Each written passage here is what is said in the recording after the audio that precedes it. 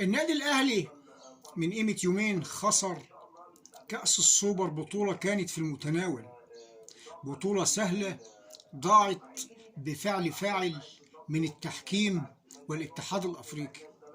المهم، جماهير النادي الأهلي في حزن وفي حسرة وفي ألم، وخصوصا العبد لله.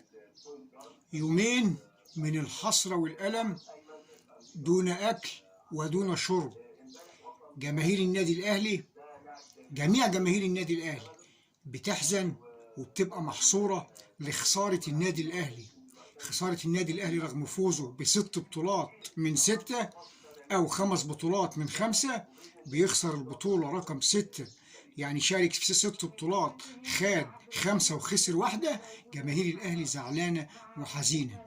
المهم، خرج علينا ناس بيشجعوا فريق تاني في مصر، لا عندهم دم ولا إحساس، متعصين وواكلين على قفاهم ومتبهدلين، وجايبين لمصر العار. جايبين لمصر العار دايما وباستمرار، خارجين يحفلوا عن النادي الأهلي البطل والزعيم، ولا فيش دم ولا إحساس. إن إحنا جماهير النادي الأهلي عشان خسرنا بطولة وفايزين قبل كده ب5 من 5، زعلانين وحسرانين، وفي حسرة وفي ألم عشان إحنا خسرنا الكاس. فما بالك إن هم دايما خسرانين وواكلين على قفاهم على مر السنين، ودايما على كده متعودين، طالعين على الأهلي بيحفلوا. ومع ذلك وتاني يوم يشاء السميع العليم إنهم يتغلبوا ويفضحونا من فرقة لا تذكر على المستوى الكروي وليس لها تاريخ، فضيحة كبرى بهدفين للا شيء، علشان يخجلوا ويبطلوا كلام على أسيادهم. والمشكلة إنهم عايزين يجروك لفشلهم، بمعنى إن هم فاشلين وسيئين ومفضوحين وجايبين العار لمصر، بيستنوا كبوة أو هفوة للنادي الأهلي يتغلب فيها أو ينهزم مباراة أو يخسر بطولة، علشان يقولك ده ما فيش كرة في مصر. ما فيش كرة في مصر إزاي؟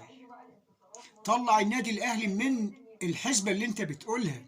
أنت سيء، أنت مفضوح، طلع الأهلي من الكلام ده. النادي الأهلي كل سنة بيشارك في أفريقيا، كل سنة بيروح في كأس العالم للأندية، بياخد أفريقيا وبيروح كأس العالم للأندية. أنت فاشل والأندية فاشلة، بتدخل الأهلي ليه؟ بتدخل الأهلي ليه؟